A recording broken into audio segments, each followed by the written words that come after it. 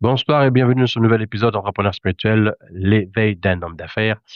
Merci d'être fidèle à ce rendez-vous et merci pour tous tes commentaires et tes messages.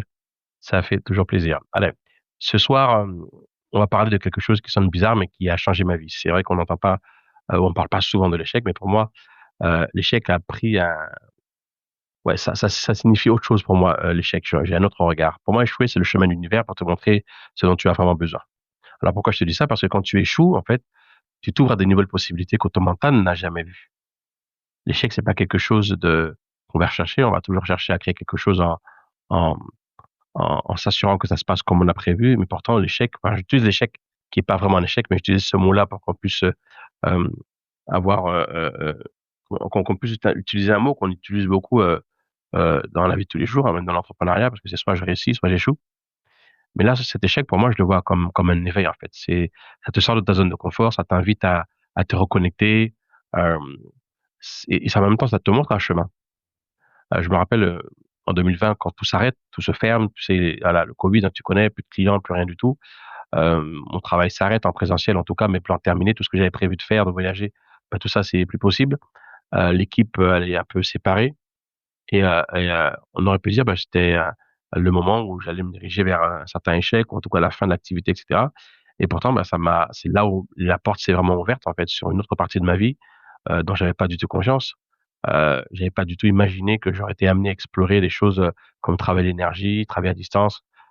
Et ça, bien, c'est grâce à cet échec ou grâce à ce moment qui s'est présenté à ce moment-là pour moi qui était difficile et, et, et à force de vivre ce genre d'événement, eh bien, pour moi, c'est à chaque fois de me rendre compte que lorsque quelque chose de difficile pour moi aujourd'hui, je dis difficile comme je disais avant. Aujourd'hui, j'appellerais ça quelque chose un imprévu, mais un imprévu qui est toujours aussi un cadeau parce que ça se passe pas comme je veux, en fait. L'idée, c'est de comprendre que, euh, lorsque tu fais un plan, il y a ce que tu prévois et comment tu le prévois. Il y a ce que tu voudrais qu'il se passe, comment tu voudrais qu'il se passe parce que lorsque tu crées un projet, tu as le projet en tête. Ok, je veux arriver à créer une succursale au Japon ou en Chine ou peu importe. Et il y a comment tu veux que ça se passe. C'est là où tu vas commencer à faire tes actions. Ok. Moi, j'ai prévu, par exemple, l'expansion de la Gritas Academy dans le monde. J'ai prévu de le faire d'une certaine manière, mais c'est pas du tout comme ça que ça s'est passé. J'ai prévu d'organiser des succursales, voilà, avec des processus, avec des standardisations, avec un truc euh, voilà, ou des formations, des choses comme ça. Et ça s'est pas présenté comme ça s'est présenté d'une autre manière. Du coup, ça a été plus vite. Du coup, j'ai dû apprendre sur le tas. Euh, ça, vu du contrôle, j'aurais pu dire que ça m'a échappé des mains, mais pourtant non, en fait, c'est juste une manière de faire que j'aurais moi-même jamais imaginé parce que bah, elle n'était pas dans ma zone de connaissance.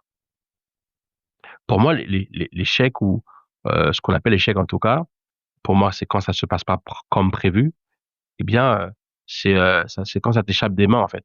Mais moi, je dis quand ça t'échappe des mains, c'est peut-être la plus belle chose qui puisse arriver, en fait, que ça t'échappe des mains, parce que prévoir, encore une fois, ou créer depuis ma zone de connaissance, c'est tellement limité.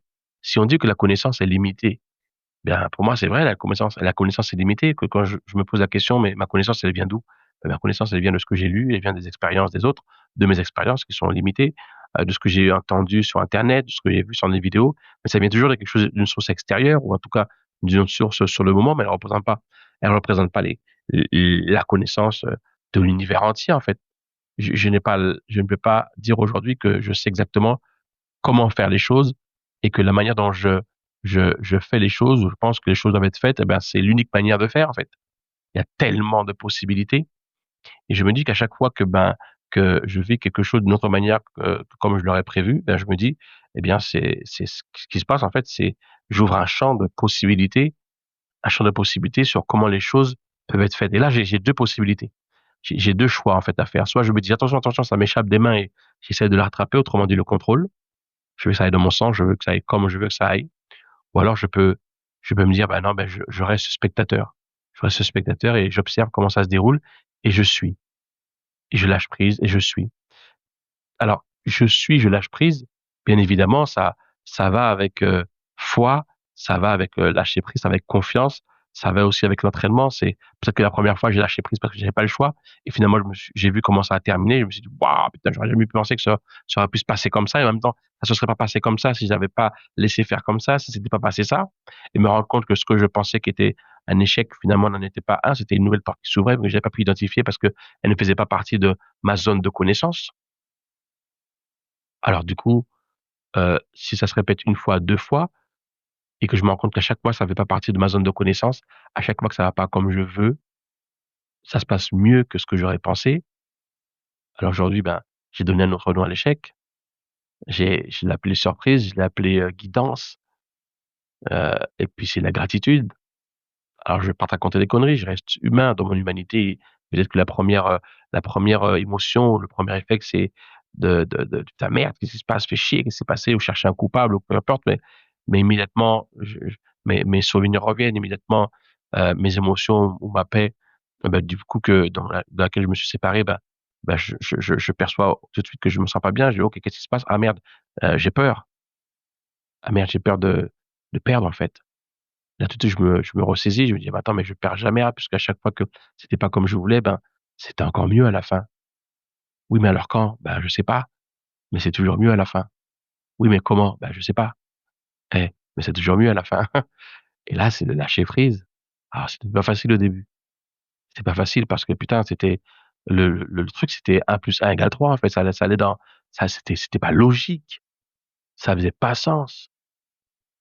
Mais aujourd'hui, je dis: «Mais c'est moins ça fait sens, mieux c'est». C'est-à-dire que moins j'ai moins je peux l'expliquer, moins je peux me rattacher à des choses logiques ou raisonnables, mieux c'est.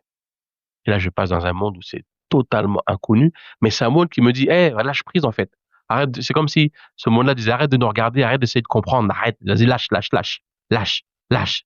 Et puis, arriver dans un espace où je comprends plus rien, ça ressemble à rien de ce que de ce que j'ai appris ou vu et alors oui, avec l'expérience aujourd'hui, ben, je lâche prise beaucoup plus tôt, mais au début, c'était vraiment de dire: mais attendez, mais j'arrive pas, mais laissez-moi comprendre, laissez-moi de déjà» et puis puis ça c'est comme un écho: «Mais attendez, vous êtes où? Vous êtes où?» Oui, je comprends plus rien et par la force des choses, de la fatigue peut-être, bah, allez, vas-y, je m'en fous, laisse tomber et ce laisse tomber là, c'était à ce moment-là où bon, je m'occupais d'autres choses, où je me disais: «Bon, bah, je vais faire différemment» et pendant que j'essaie de faire différemment, je vois que le truc continue à avancer et puis ça revient par là et puis le résultat arrive, mais encore mieux, je dis: «Mais attends, c'était pas fini». Bah non, c'était pas fini, ça faisait que commencer. Et puis le projet voit le jour. Alors à force, ben, il y a un lâcher prise, conscient qui se fait. Il y a une gratitude dès le départ. Je peux enfin observer parce que oui, avant je pouvais pas observer parce que j'observais depuis le jugement. «Ouais, mais c'est pas comme ça, ouais, mais c'est pas comme ça» et là j'observe, tu sais, c'est comme si la création de quelque chose, heu et là, tu vois, c'est quand on dit que ce côté authentique, ce côté, enfant, ce côté émerveillement, sans chercher à comprendre, juste dire: «Oh le bleu! Oh, le soleil se lève, oh, et et voir tout ça comme une découverte de quelque chose de juste magnifique, mais sans chercher à le comprendre et de juste être là, sur ce qui se passe maintenant. C'est juste être là sans le «et après?» donc sans l'attente de «et après?» et c'est quand? C'est juste être là, maintenant.